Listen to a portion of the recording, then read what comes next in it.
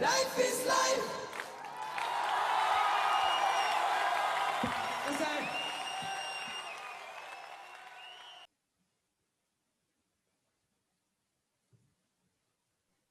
Buenas. Buenas tardes. Buenas. ¿Qué tal? ¿Qué dicen? Háganme una señal si me escuchan o si me escuchan. ¿Me ven? Todo. Bueno, vengo bastante mal con internet. Así que nada, espero que no se corte. Si se corta, avisen, así no sigo hablando solo. No vamos a hablar del tema de hoy, nos vamos a poner a hacer matemática, que suele ayudar. Así que, bueno, no sé, si quieren, si quieren decir algo, como siempre, es el momento. Y, necesito nombrar un co-host. Y si no, arrancamos con la matemática.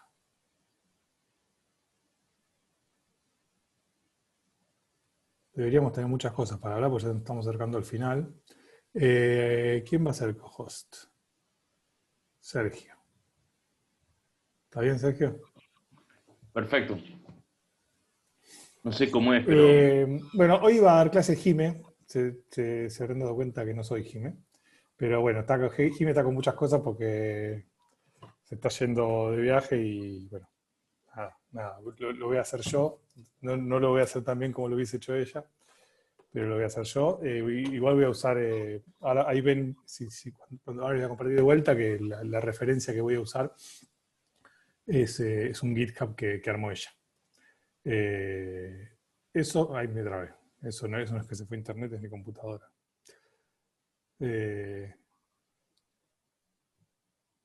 Igual asumo que me escuchan, ¿no? sí. No los veo.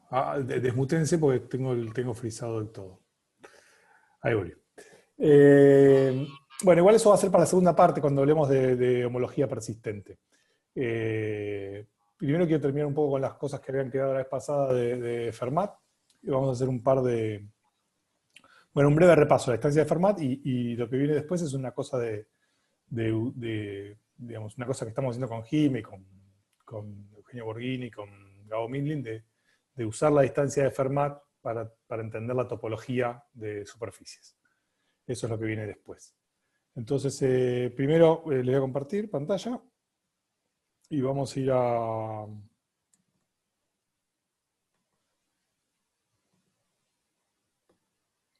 hacer breve repaso de lo que venimos haciendo. A ver si corro esto un poquito. A ver. Bueno.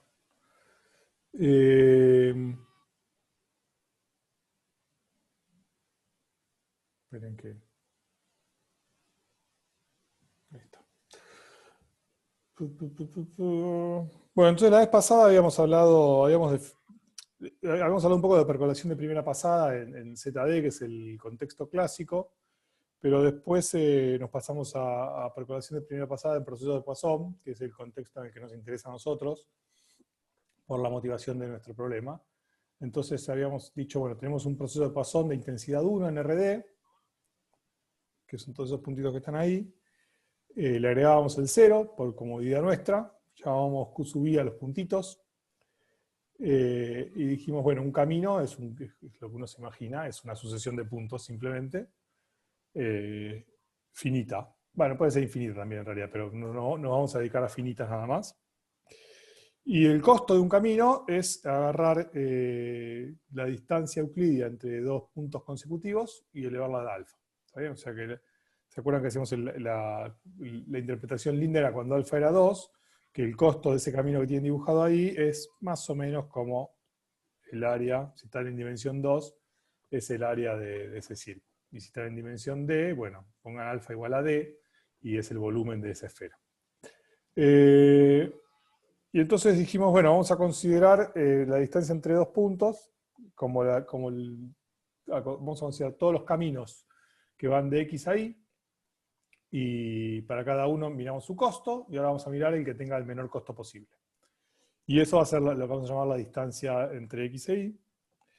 Y entonces yo les dije que había un teorema que era de Howard y Newman, del año 97, que decía que existe una constante mu, que cumple que si uno mira la distancia entre 0 y un punto x, y divide por la norma de x, y toma el límite cuando la norma de x tiende a infinito, eso converge a mu. ¿Está bien? Ese es el teorema que está en el paper de Howard y Newman, que les dije que era un buen tema para preparar, si alguien quería, entre otras cosas. Y bueno, ahora quiero hacer una especie de sketch de la demostración de eso, o algunas ideas, mejor dicho, de eso. Entonces, yo les había dejado como ejercicio usar el teorema ergódico subaditivo para probar que existe ese límite. Esa era una parte, no sé si alguien habrá hecho eso, no voy a preguntar por las dudas. Y un poco lo que quería hacer ahora es dar, aunque sea algunas ideas de cómo se prueba que ese mu es un número finito y positivo. ¿Está bien? Porque el teorema ergódico nos dice, en principio nos dice que existe mu, ¿no? Que existe ese límite. Ahora ese límite podría ser 0, tranquilamente, en principio podría ser infinito. Así que, bueno, lo que quiero hacer hoy es, asumiendo que ese límite existe, probar que no es eso, que no es ni 0 ni infinito. ¿Está bien? Entonces, bueno, si quieren vamos a hacer, después vamos a hacer eso. Ahora las otras cosas que vimos que se deducían de eso, una vez que uno prueba que existe. La primera pregunta es ¿por qué mu? ¿No? O sea, uno acá podría preguntarse ¿por qué mu y por qué no 1? ¿No? A uno le encantaría decir que, no sé si coinciden conmigo, que uno le encantaría decir que mu es 1. ¿No? Porque yo ¿qué estoy haciendo? Miren el dibujito este que está acá. Yo agarro un montón de puntos cuando x es muy grande, yo hice sumado muy lejos, así que tengo puntos muy pegaditos, y ahora miro el camino más corto de 0 a x, uno se imagina, bueno, tendré muchos puntitos en el segmento que va cerquita del segmento que va de 0 a x, y entonces el camino óptimo va a ser una cosa como esta, ¿no? Una cosa que se queda muy pegadita al segmento, pero bueno, no va si pudiese ir justo por sobre el segmento, eso sería lo óptimo. ¿Está bien? Y bueno, no puedo ir justo por el segmento, pero me puedo mover poquitito. ¿Ok? Y bueno, eso. Entonces, yo lo que digo es que si uno prueba eso, que pasa esto, automáticamente tiene un par de corolarios. Bueno, no les mandé, me estoy dando cuenta que está mandando acá por Telegram, no sé qué está mandando, pero me acabo de dar cuenta que no les mandé las transparencias. ¿Quieren las transparencias o no les interesa? Sí. Está bien tenerlas a posteriori, quizás. Se las mando después. Sí. O sea, a mí me sirve más las transparencias con los garabatos para después. Bueno, entonces, lo primero que digo es que esto que está acá, que si es cierto que existe el límite de mu para un proceso de Poisson de intensidad 1, ahora, cuando el proceso tiene intensidad lambda, yo digo que tiene que dar eso, lambda a la menos alfa menos 1 sobre d por mu. Entonces, ¿por qué es eso? Bueno, acuérdense que hay una propiedad del proceso de... Bueno, está escrito ahí, perdón, no hace falta recordar. Que es que si yo tengo un proceso de Poisson de intensidad lambda, y yo agarro todos los puntos y los multiplico por lambda a la 1 sobre d, eso me da... ¿Se entiende lo que estoy haciendo acá, no? Estoy agarrando a mi proceso de Poisson y a todos los puntos bueno, si lambda es mayor que 1 los dilato, si lambda es menor que 1 los contraigo, pero digamos, quedan las posiciones relativas de todos con todos quedan iguales, pero bueno, esto es exactamente hacer sum in o sum out, ¿no? Multiplicar por un lambda. Y esto yo creo que era un ejercicio de la práctica. Si no era un ejercicio de la práctica, debería haber sido un ejercicio de la práctica. Que cuando multiplican por lambda a la 1 sobre d, lo que obtienen es un proceso de Poisson de intensidad 1. Está bien, multiplicar por una constante, lo único que hace es cambiar la intensidad. Y de esa manera. Entonces, ¿cómo hacemos para probar esto? Bueno, yo digo que agarremos un camino, vamos a mirar esto, ¿no? ¿Cómo calculo esto? Yo tengo que calcular para calcular la distancia de 0 a x, tengo que ver los caminos de 0 a x y agarrar esos caminos y hacer QI más 1 menos QI al alfa. Me estoy haciendo el gil con la parte de si tengo un punto, el 0 siempre está, pero si x no es un punto del proceso de Poisson. Permítanme hacerme el gil. Después si quieren charlamos sobre eso. Por lo pronto, nada, eso, me hago el gil. Hice llenamente. Entonces yo tengo un camino, que va Q0, QR, camino de 0 a X. En eta, ¿no? Bueno, me gustaría transformar esto en un camino correspondiente a un proceso de Poisson de intensidad 1. Bueno, ¿cómo hago eso? Lo que tengo que hacer es multiplicar agarro QI más 1 menos QI, y los multiplico todos por lambda a la 1 sobre D. Esta vez multiplico este por lambda a la 1 sobre D, multiplico este por lambda a la 1 sobre D, y ahora tengo puntos de un proceso de Poisson de intensidad 1, así que esto está todo bien. Bueno, si multipliqué por lambda a la 1, bueno, alto. Multiplico por lambda a la 1 sobre D, a todo esto lo quiero elevado a la alfa, entonces al final lo que hice fue multiplicar por lambda a la alfa sobre D, así que vamos a multiplicar por lambda a la menos alfa sobre D, acá, para compensar. Y entonces, y esto lo que va, los lambda a la 1 sobre D QI son un camino que va a ir de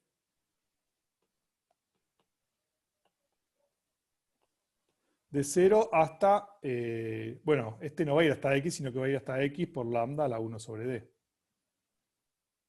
¿Ok? Lambda está fijo, ¿está bien? Entonces, yo lo que tengo que hacer ahora para entender cómo funciona, después tomo ínfimo, tomo óptimo, pero digo, los caminos están en biyección, ¿no? Los caminos de un lado y del otro están en biyección, así que pueden hacer esto, por ejemplo, con el camino óptimo, o pueden hacer esta cuenta con cualquier camino y tomar ínfimo. Bueno, entonces si yo quiero saber a qué converge esto, cuando tomo el camino óptimo, lo que tengo que hacer es dividir por la norma del vector x, que la norma del vector x es lambda a la 1 sobre d por la norma de x. Y ahora si tomamos ínfimo sobre todos los caminos, de los dos lados. Y bueno, de este lado, esto, así como está, bueno, ojo que acá, si dividí por lambda a la 1 sobre d, acá también dividí por lambda 1 sobre d x. Y bueno, y esto tiende a mu. Cuando x tiende a infinito. ¿Ok? Bueno, entonces esto lo que está diciendo, siempre me hago lío con esto, ¿qué me está diciendo? Perdón, esto no tiende a mu, porque multipliqué por esto, ¿no? Por estas cosas es que me hago lío. Esto que está acá es lo que tiende a mu. ¿Ok? Pero como lo multipliqué por lambda a la menos alfa sobre d, me queda un lambda a la menos alfa sobre d. ¿Están de acuerdo? O sea, esto, con este ínfimo, tiende a mu. Porque eso es simplemente, piensen por ejemplo el camino óptimo. Es el camino óptimo en el proceso de Poisson de intensidad 1. De 0 a lambda a la 1 sobre d por x, dividido por la norma de esa cosa, eso tiende a mu. Bueno, entonces, ¿qué probamos? Que esto que está acá, converge a mu por lambda a la menos alfa sobre d, así que sin el lambda a la 1 sobre d, lo que me queda es que el ínfimo sobre todos los gamma de la suma de QI más 1 menos QI a la alfa dividido norma de x, límite cuando la norma de x tiende a infinito, da mu por lambda a la menos alfa sobre d, y el lambda a la 1 sobre d que estaba dividiendo lo paso multiplicando, o sea, mu por lambda a la menos alfa menos 1 sobre d. ¿Está bien? O sea que ese es el exponente del rescale, ¿no? Así rescala esto cuando cambia la intensidad. ¿Preguntas?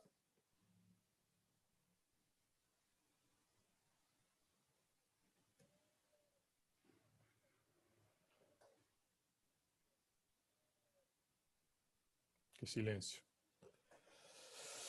Muy bien.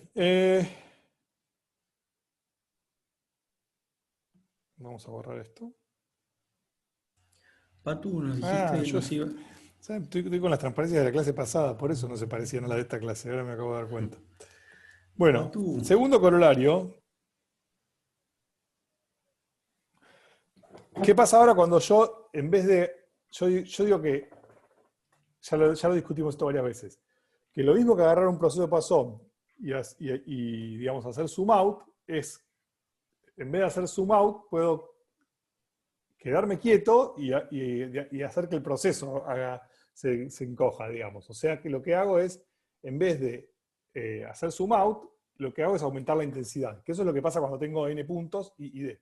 ¿Está bien? Entonces es importante tener en cuenta esas dos cosas, ¿no?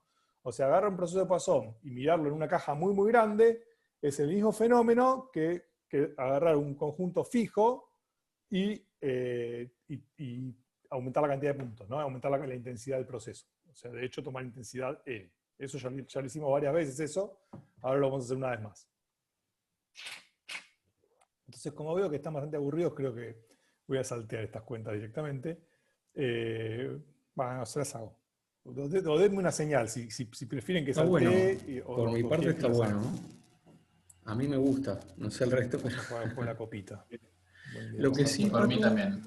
el teorema... En el chat pueden decir, pueden poner si pulgar para arriba o pulgar para abajo. No sé dónde está, pero para arriba. Nada, dice, loco. Esto parece... Lo que sí, Patu, no los escucho, ¿están hablando? Yo estoy hablando, ¿se escucha? ¿Por qué no escucho a nadie? Yo estoy... ¿Hola? Esperen. ¿A ustedes a mí me escuchan? Hagan algo, Sí. ponen en el chat. Pablo, yo te escucho, Pablo. Yo escucho bien, ¿eh? Y Ahora los con el pulgar. escucho. Ahora los escucho. Nunca ¿Ahora los- sí? Nunca habían Veníamos estado tan hablando ahí. callados. Nunca habían estado tan callados. ¿Y Patu, antes hicieron yo preguntas? No. te había hecho alguna pregunta, pero te vi muy concentrado y dije, está. No, espera, volvamos para atrás. Yo dije, antes hice una pregunta y no escuchaba que nadie decía nada. En realidad en la demostración me cerró el corolario. Lo que sí te iba a consultar es si nos ibas a mostrar algún pique de cómo demostrar el teorema de su aditividad o el siguiente resultado, el que hablaba del límite del cociente es lambda, pelado. Espera, Que era el ejercicio de la clase pasada, ¿no? vos decís, yo si voy a probar el teorema o si voy a mostrar cómo se usa el teorema. Lo que nos quedó de ejercicio era usando su aditividad ergódica, demostrar que el límite de T0x dio la norma igual lambda. Eso, o sea, lo que tenían que hacer era ver que verificaba las hipótesis del teorema ergódico subaditivo. Bien. Está bien, y la idea, no sé si quieren que se los spoilee. La idea era, digamos, era hacer exactamente lo mismo que hicimos en percolación de primeras pasadas. Le voy a dar un pequeño spoiler, que es definir como X, acá esto, ¿no? O sea, yo lo que digo es que definan como X, N, M, a la distancia entre NE1 y ME1. Ese es mi medio spoiler. Y ahora hay que ver que esta sucesión verifica las hipótesis del teorema ergódico subaditivo. ¿Está bien? Fíjense que si hacen eso, están bastante bien, porque ahora X0N es exactamente el numerador. ¿Está bien? Y N es el denominador. Así que hay que ver que esa sucesión verifica las hipótesis del teorema ergódico subaditivo. Está clarísimo. Muchas gracias. ¿Está bien? Bien. Bueno, y se acuerdan cómo se hacía eso, ¿no? O sea, digamos, la idea básica es eso de que, digamos, que si uno tiene un camino de 0 a n y un camino de n a m, al revés, de 0 a m y de m a n, bueno, eso en particular es un camino que va de 0 a n. ¿Está bien? Entonces el costo para ir de 0 a n tiene que ser menor o igual que el de ir de 0 a m y después de m a n.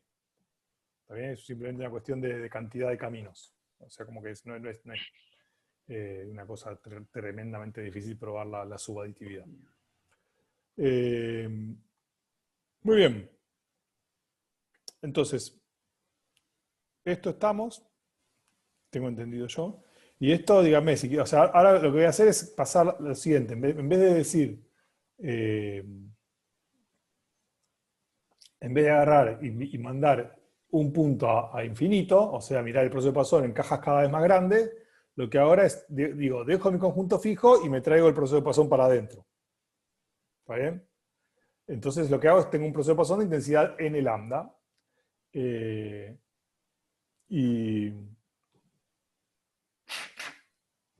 Y cuando eso pasa, si quieren, bueno, eso les había preguntado, si querían que se los haga esto o no. Así que escucho. Parece que había consenso de que sí. De que sí. Muy bien. Bueno, entonces,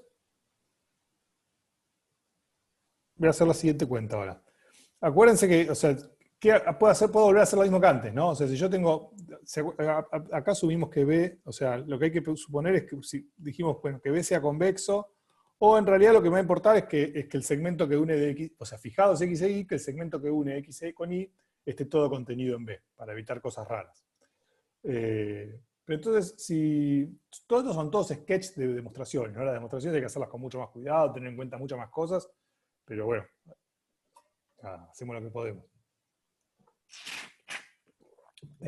Por ejemplo, yo digo que si el segmento que une de X a Y está todo contenido en B, entonces uno se puede armar una cajita así, y uno lo primero que tendría que probar es que, bueno, que alcanza con mirar esa cajita.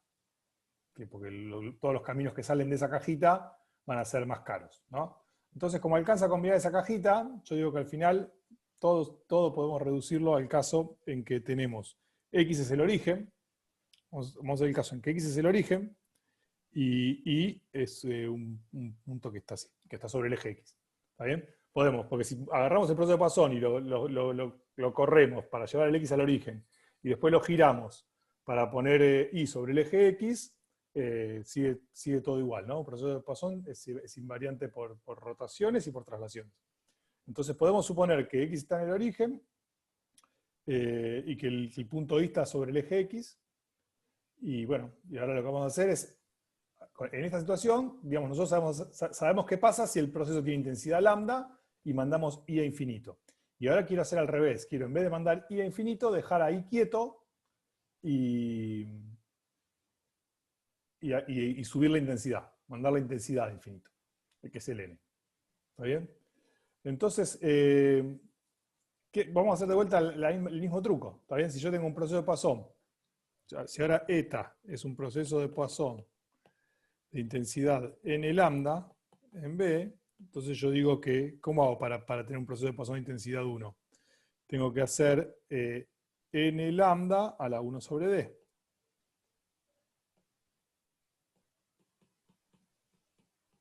Ahora es un proceso de intensidad 1, ¿en dónde? Bueno, no en B, es un proceso, si multipliqué por n lambda a la 1 sobre D, va a ser en n lambda a la 1 sobre D por B. Pero fíjense que cuando L tiende a infinito, esto es como RD. ¿Está bien? Entonces, esto es casi como tener un proceso de Poisson de parámetro 1, de intensidad 1 en RD. ¿Está bien? Eso también requiere una prueba, probar que considerar un proceso de Poisson en RD o en n lambda a la 1 sobre D por B da lo mismo. Entonces, una vez que uno se convence que uno da lo mismo, bueno, hacemos lo mismo que antes. Decimos, bueno, si yo ahora tengo un camino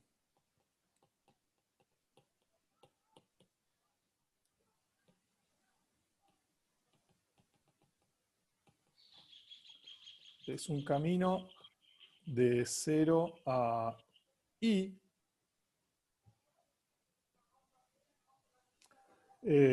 Bueno, ¿qué hicimos antes? Hacemos exactamente lo mismo. Teníamos QI más 1 menos QI. Si quiero tener intensidad 1, multiplicamos por n lambda, o si quieren, bueno, dejemos todo. N lambda a la 1 sobre D, y después esto tenemos que hacer a la alfa. Y bueno, entonces dijimos, si yo quiero dejar todo igual, tengo que multiplicar acá por n lambda a la menos alfa sobre D. Y entonces ahora esto, ¿qué me dio? Me da un camino que va de 0 hasta ¿dónde? Bueno, antes iba hasta I, ahora esto va a ir hasta I n lambda a la 1 sobre D. Perdón que tapé lo otro. A ver si podemos borrar.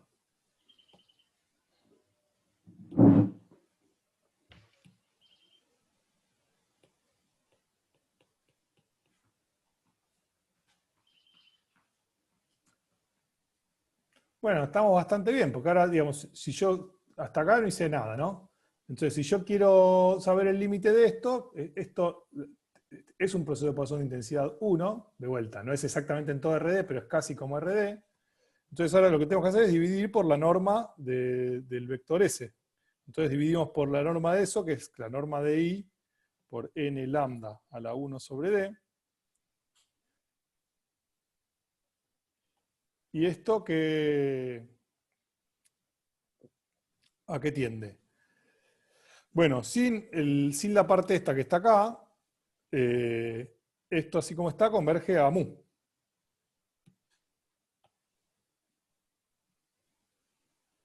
Ahora, para hacer esto, un colorcito más.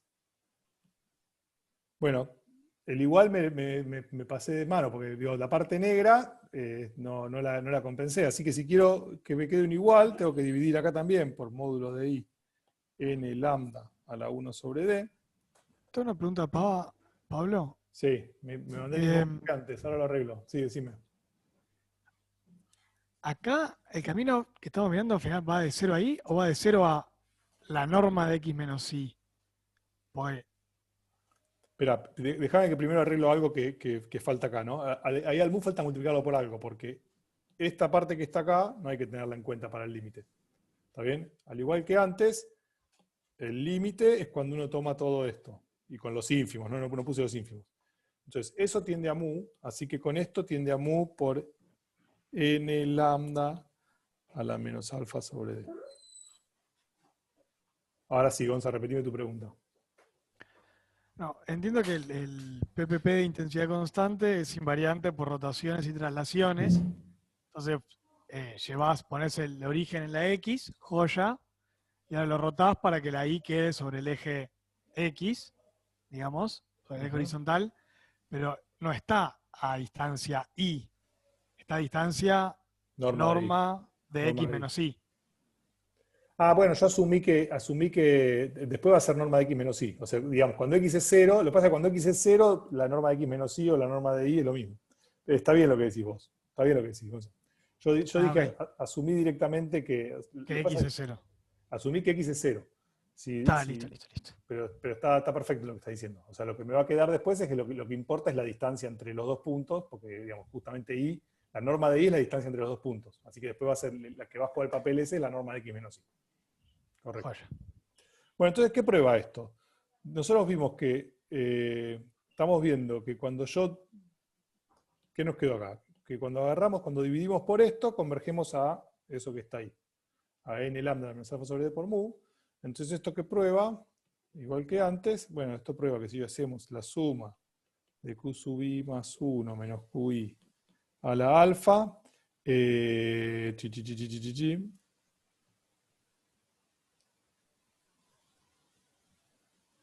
bueno, esperen que estoy haciendo algo feo acá.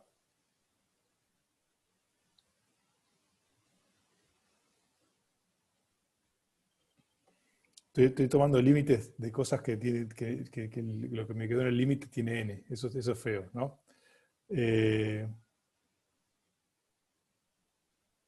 Espérenme un cachito. Aparece normalizado en el enunciado, n a la beta, ¿no? Sí, esperen que hay dos cosas que están mal. Primero, que la norma acá, hay dos errores. Uno, que el n tiene un 1 sobre d, acá, ¿no? Falta. Y lo otro...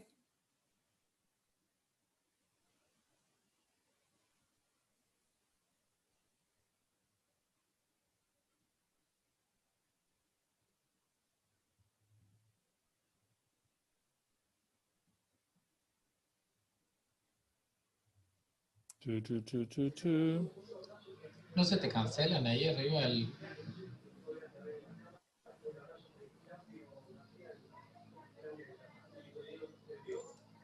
Creo que lo que multiplicaste en verde en la mitad no aparece a la izquierda, ¿no?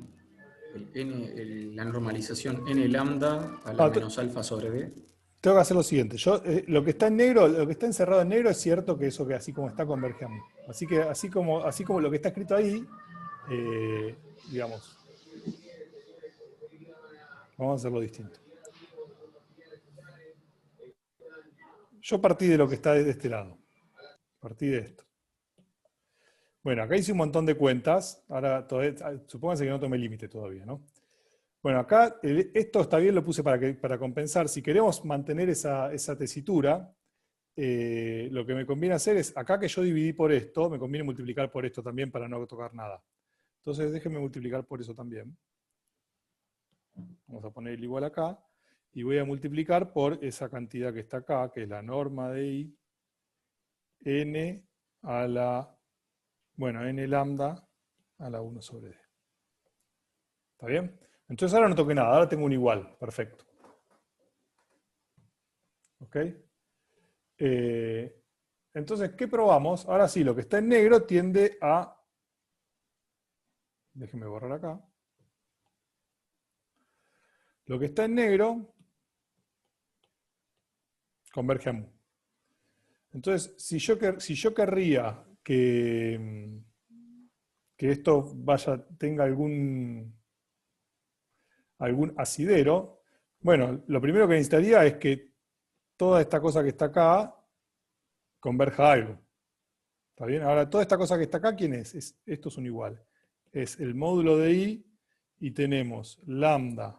Fíjense que está un menos alfa más 1, o sea que eso es lo que llamamos menos beta. Y después tenemos un n también a la menos beta. ¿Ok? Entonces, bueno, ¿qué podemos hacer? Si queremos que todo esto vaya a algún lado, me conviene multiplicar por n a la beta de los dos lados. Así que multipliquemos por n a la beta, a ver si qué color que no sea tan feo podemos usar. Este. Multiplicamos por n a la beta de los dos lados, multiplicamos por n a la beta, y si multiplicamos por n a la beta, ahora estamos bien, porque ahora este con este se va, y entonces lo que nos quedó es que n, lo que dice ahí, ¿no? N a la beta t de xi, que surge después de tomar ínfimo, ¿a qué converge? Converge a mu por esto que está acá. Bueno, pero digamos, cuando x es 0, converge a eso. Cuando x no es 0, queda lambda a la menos beta, la x menos i, por mu. Y ahí está. ¿Ok? Buenísimo. Bueno, estas son cosas de rescale, ¿no? Digamos, de vuelta. Fue bastante hecho desprolijo esto en realidad uno tiene que tomar caminos óptimos, ver que hay biyecciones entre unos caminos y los otros, entonces el ínfimo en uno y el ínfimo en el otro es lo mismo. Entonces esto está bueno porque me está diciendo cómo juegan todos los elementos, ¿no? Me está diciendo, bueno, esto es como la distancia entre x e y, siempre y cuando la intensidad sea constante, ¿no? Entonces, pero fíjense que la intensidad juega un papel, ¿no? O sea, es como la distancia entre x e y, por esa constante mu que no depende de nada, y después la intensidad aparece como la intensidad a la menos beta. ¿Ok? Entonces, cuanto mayor sea la intensidad, mejor para nosotros, más chiquito va a dar esto. Bueno, entonces ahora falta el último caso, que es acá ahora viene el galerazo, es un salto mortal cuádruple, que ahora uno que dice, esto no es una demostración, pero el argumento que les voy a dar se puede convertir en una demostración. Entonces uno dice, bueno, si ahora yo tengo un conjunto cualquiera, tengo mis puntitos por todos lados,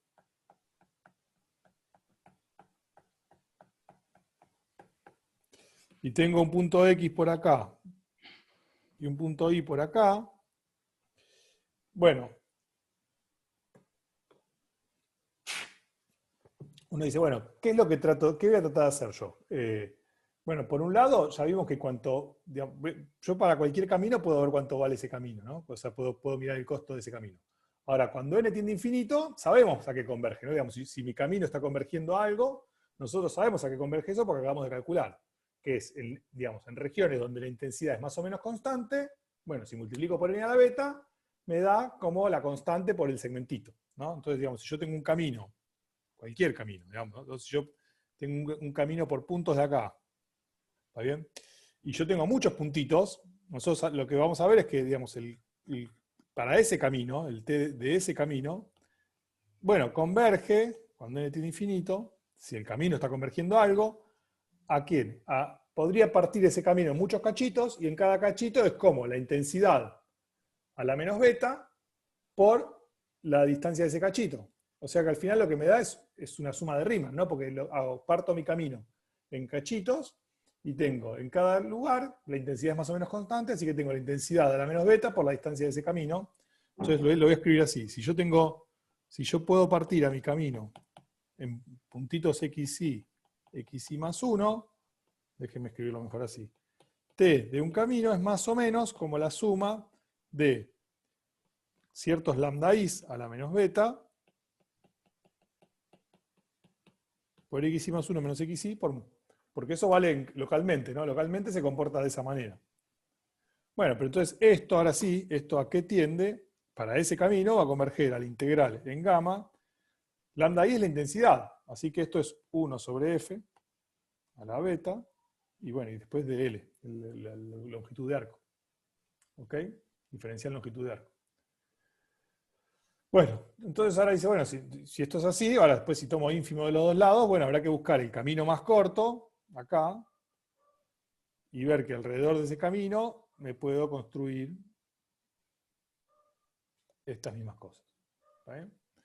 Bueno, entonces, esta es la parte que no estoy haciendo, que hay que hacerla con cuidado, pero uno podría comprar a partir de acá, que digamos, la versión continua de lo que les acabo de mostrar es exactamente esto que está acá. ¿Está bien? Porque estamos haciendo localmente, estamos haciendo la intensidad a la menos beta por la longitud del cachito. Del segmentito ese. El argumento es que si es suficientemente denso el proceso, podés tomar regiones tan pequeñas que sea cuasi constante la intensidad y vale lo que vimos hasta recién, o no hace falta. El argumento digamos, hay un argumento heurístico y el argumento que después sirve en la prueba. El argumento heurístico es que sí que digamos, si n tiene infinito, vos podés, digamos, dividir a tu dominio en regiones donde la intensidad sea casi constante. ¿Está bien? Porque la intensidad es como la densidad. Y en esos cachitos, después es tu mundo ese, porque en cada cachitito vas a tener, la cantidad de puntos va a tener infinito. Entonces, si en ese cachito vas bien en todos lados. Entonces, ahora, ¿cómo hace el argumento? El argumento posta es probar, digamos, probar la cota inferior y la cota superior, lo que se llama. O sea, probar que el límite ese es menor o igual que ese ínfimo más epsilon y mayor o igual que ese ínfimo menos epsilon. Esencialmente eso es lo que uno quiere probar. Entonces, cuando uno quiere probar, quiere saber que algo converge a un ínfimo, bueno, en general siempre la cota superior es la más fácil, porque con encontrar un camino que van de bien, están, porque el ínfimo es más chico. Entonces, ¿cómo hace uno para construirse un camino que ande bien? Bueno, agarra el camino óptimo continuo, este que les dibujé acá, y uno lo que ve es que se puede construir alrededor de ese camino un camino que paga más o menos lo que uno quiere. Y ahí sí hacemos eso, ¿no? Como si yo parto esto, lo divido en regioncitas, por ejemplo así, sabemos a qué tiende lo que pasa en cada camino, que es la intensidad esa por la longitud del camino. Entonces después uno suma todo y le queda que se parece efectivamente opa, nos estamos quedando sin batería. Que se parece a una suma de Riemann correspondiente a esa integral. ¿Está bien? Y la cota inferior, la idea es probar que, digamos, que cualquier camino que no esté acá cerquita, paga mucho. Esencialmente con el mismo argumento, ¿no? Que va a tener que pagar más que lo que corresponde. ¿Está bien? Muy sketch. Bien. También el que quiera preparar esto puede prepararlo. Es un lindo tema para preparar. Bueno, entonces, y la última parte, que esto también ya lo hicimos, pero esto no lo voy a hacer, pero digamos, ya el argumento ya se lo imaginan, que es qué pasa cuando uno en vez de tener un proceso de Poisson con intensidad n lambda, lo que tiene es n puntos. Y se acuerdan que esto que está acá es... Ah, genial, no me escribe.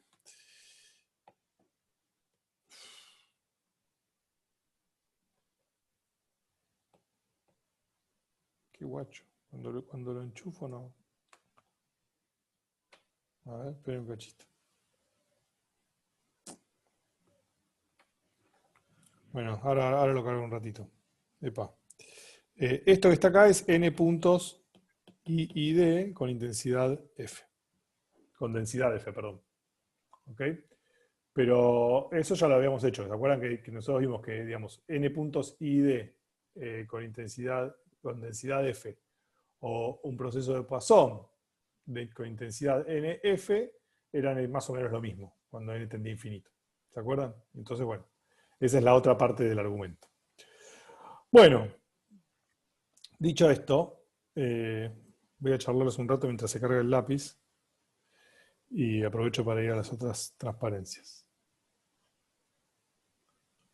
Bueno, así que de vuelta, el que quiera agarrar eso puede agarrarlo.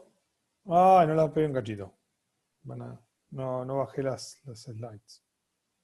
Bueno, van a entrar a la intimidad de mi Dropbox.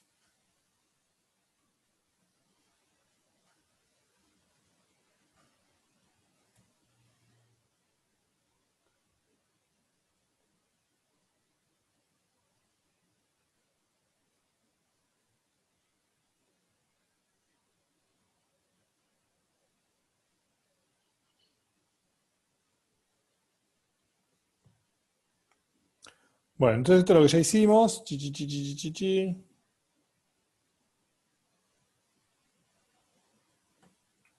Bueno, entonces no sé cómo estamos con el horario. -10. Entonces ahora me gustaría darles una idea de por qué ese mu es finito y mayor que 0. Entonces son dos cotas. De vuelta, voy a hacer un super sketch, pero es un argumento que se lo puede hacer riguroso, ¿no? Y de hecho, tienen que ir a verlo al paper de Howard y Newman, ahí está hecha esa cuenta rigurosa. Entonces, de hecho, voy a probar un poquitito más que eso, pero ahora les cuento. Entonces, una cosa que va a jugar un papel muy importante en estas cuentas es lo que hablamos al principio de la materia, los principios de grandes desvíos, que se acuerdan que decían que si yo tenía variables aleatorias I y D, también es otro tema que se puede preparar. El que quiera preparar algo sobre grandes desvíos, puede preparar, o particularmente cosas de grandes desvíos para procesos de Poisson, o para variables aleatorias I y D, o para cadenas de Markov. En cada contexto hay diferentes principios de grandes desvíos. Entonces, el caso más simple es el caso de variables aleatorias I y D, que uno sabe cuando tiene variables aleatorias I y D, sabe que el promedio converge a la esperanza, ¿no? Y lo que uno se pregunta es, bueno, si converge a la esperanza, entonces, bueno, la probabilidad de estar en una región donde no está la esperanza, por ejemplo, la probabilidad de ser más grande que la esperanza más 1, tiene que tender a 0. Y la pregunta es, bueno, ¿qué tan rápido tiende a 0? Y lo que dice el principio de grandes desvíos es que dice que si las variables aleatorias tienen un momento exponencial, esto es lo que está acá. Puedo escribir con el dedo de mientras.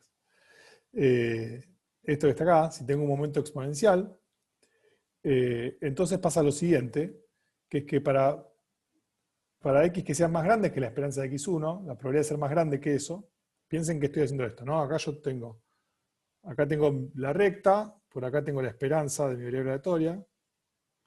Entonces digo, bueno, ¿qué pasa si yo agarro un x por acá y me pregunto cuál es la probabilidad de caer acá?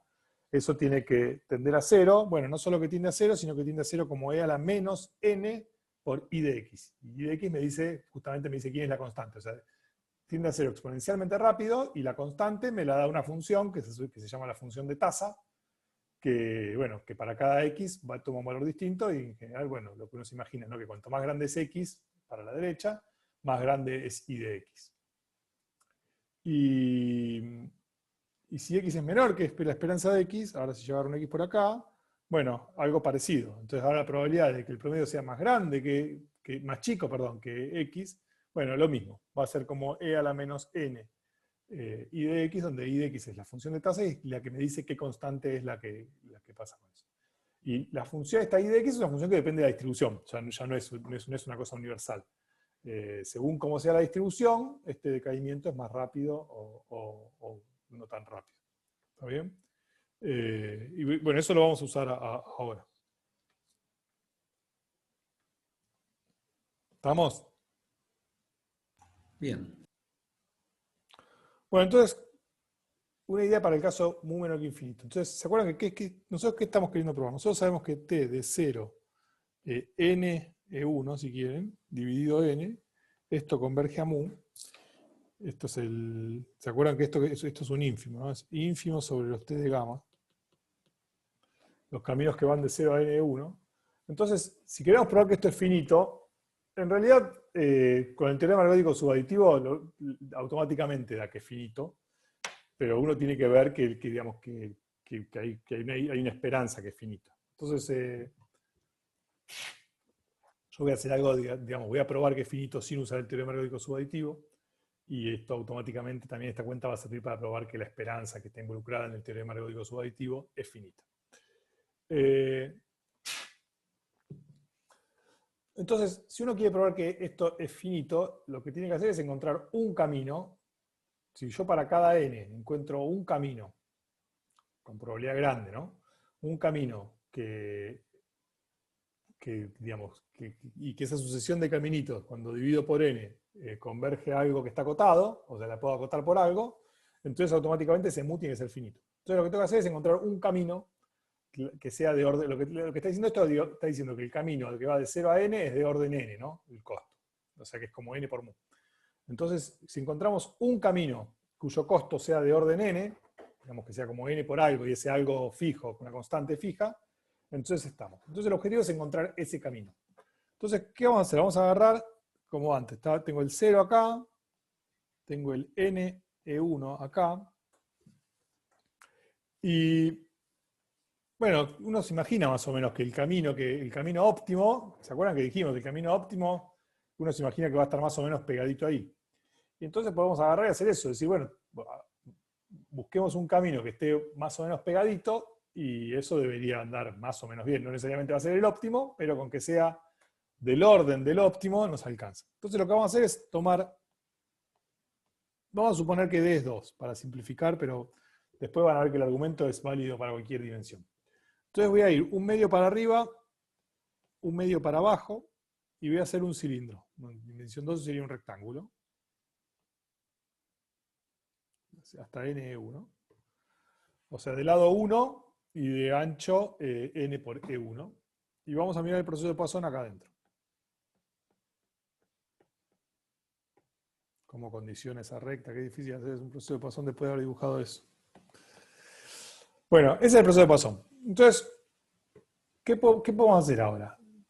Decir, bueno, me olvido de todo el resto de los puntos, y solo con estos puntos podría buscar el camino óptimo, pero que tampoco sé qué orden es el camino óptimo. Entonces quiero construirme un camino explícito que yo pueda decir qué costo tiene. Entonces, ¿qué voy a hacer?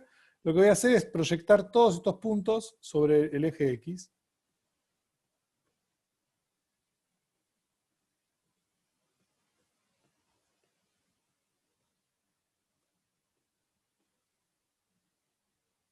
Este lo voy a borrar porque me molesta.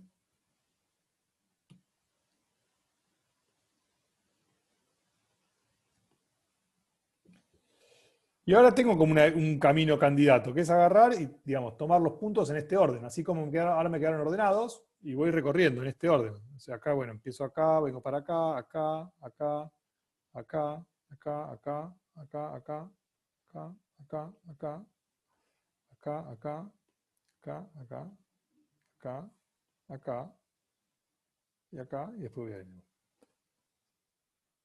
¿Ok? ¿Se entendió cómo se construye ese camino? O sea, proyecto todos los puntos sobre el eje X y después los voy recorriendo en orden. ¿Sí? ¿Sí o no? Sí. Bueno, muy bien. Entonces, primer ejercicio, yo digo que los puntos, déjenme llamar a las proyecciones de los puntos, los voy a llamar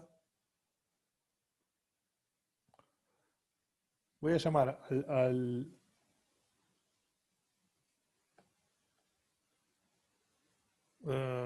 WL, déjenme llamarlo.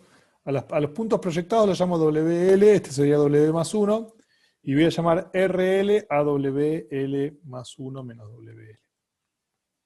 ¿Está bien? O sea, los puntos cuando los proyecté sobre el eje X los llamo WL. Entonces yo digo que, primera cuestión, yo digo que el conjunto de los WL, esto en realidad lo pueden hacer directamente, no hace falta que lo hagan hasta N1, lo pueden hacer en la cosa infinita, sin ningún problema, ¿no? Entonces yo digo que el conjunto de los WL, eso me da un proceso puntual sobre R, ¿están de acuerdo? ¿Sí? O sea, yo ahora me quedo la línea R y sobre R un montón de puntitos, un conjunto discreto de puntos. Fíjense que me quedó un conjunto discreto gracias a que acá lo corté en menos un medio y un medio. Si no, podría tener un montón. Digan algo, ¿están de acuerdo con que tienen un conjunto discreto de puntos en R cuando hacen todo esto? Puesto. Por supuesto, excelente. Compro, Bueno, no sé con qué distribución. O sea, ¿con qué distribución? Exactamente. A ver quién se la juega, ¿qué distribución tiene este proceso? Y la integral entre menos un medio y un medio de la densidad, una cosa así. Asuman que tenemos... Uniforme. acá estoy asumiendo que tengo intensidad 1, ¿no?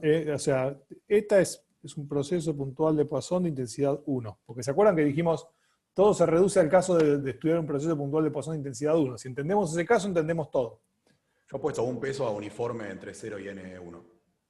Esperen, ahora hice toda la recta, ¿no? Agarré toda la recta de menos infinito a infinito, tomé todos los puntos que estaban con coordenada I de menos un medio a un medio, los proyecté todos sobre el eje X y ahora me quedó un conjunto de puntos. Ah, está bien, te queda Uniforme, un PPP. uniforme 0,1. ¿Qué significa uniforme? Tengo infinitos puntos en la recta, es un proceso Ah, puntual. es un proceso puntual. Sí, con Ah, intensidad 1 en R.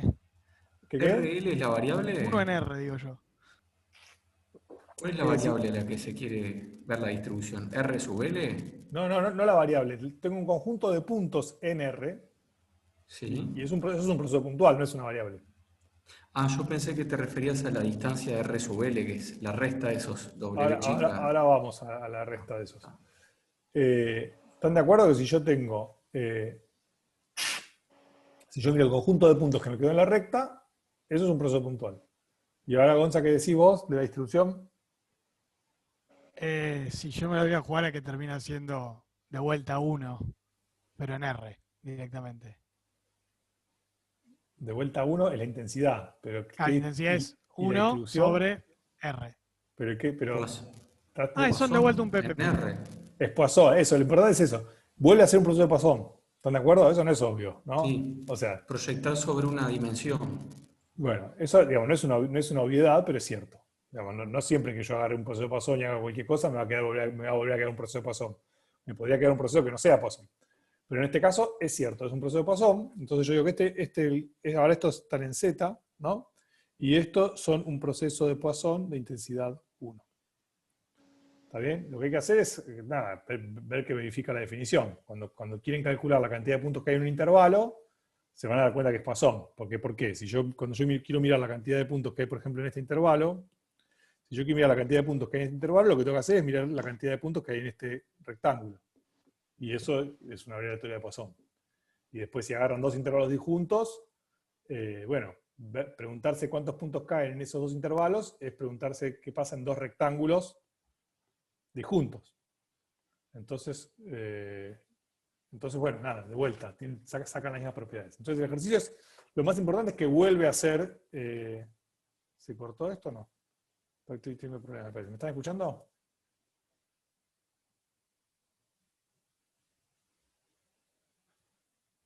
Hola.